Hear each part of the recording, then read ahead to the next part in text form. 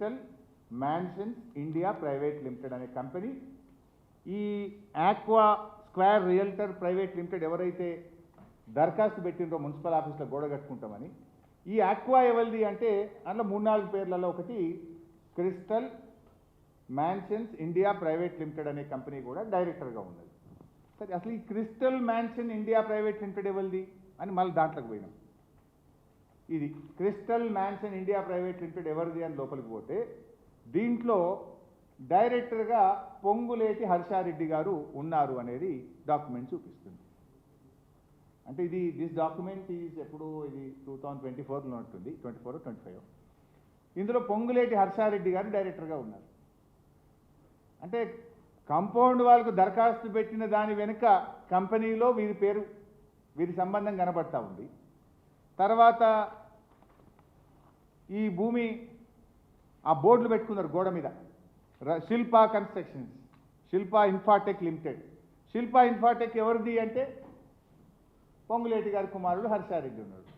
ఇప్పుడు ఏమైంది? భూములను రక్షించాల్సిన వాడే భూబకాసురుడైపోయింది. భూబకాసురుడైపోయినాక ఇంకా పేదవాడికి రక్షణ ఎక్కడ దొరుకుతుంది గవర్నమెంట్లా? అందుకే పోలీసులు ఉల్టా వాళ్ళనే బెదిరిస్తుండ్రు. ఆర్డీఓ దగ్గరికి పోతే స్పందన లేదు, కలెక్టర్ దగ్గరికి పోతే స్పందిస్తలేడు, హైడ్రా దగ్గరికి పోతే స్పందిస్తలేడు. ఎక్కడికి వెళ్ళి స్పందిస్తారు? ప్రభుత్వ పెద్దలే గద్దలైనప్పుడు, పెద్దలే గద్దలైపోయి పేదల పాలిట వాళ్ళు ఇట్లయిపోయినాక ఇంకెక్కడి నుంచి పేదలకు న్యాయం జరుగుతుంది? మరి ముఖ్యమంత్రి గారు డైలాగులు కొట్టినావు కదా, ఎవరిని వదిలిపెట్టా, నా మంత్రి అయినా వదిలా, నా తమ్ముడినైనా వదిలా అన్నావు కదా, దీని మీద ఎందుకు స్పందించవు? రేవంత్ రెడ్డి, నువ్వు అసెంబ్లీలో మాట్లాడిన మాటలో వీసమెత్తు నిజమున్నా, నీకు నిజాయితీ ఉంటే తక్షణమే హైడ్రాను పంపించి మొత్తం ఆ ఫెన్సింగ్ను కూలగొట్టు, ఆ కాంపౌండ్ వాళ్ళను కూలగొట్టు, ఆ రైతులను అక్కడికి వెళ్ళనీయు, ప్రభుత్వ భూమిగా దాన్ని వెంటనే డిక్లేర్ చేయాలని చెప్పి నేను ఈరోజు డిమాండ్ చేస్తూ ఉన్నా.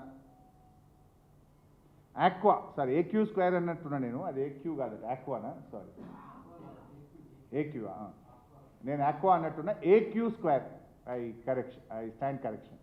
ఆక్వా బదులు AQ square realtors private limited.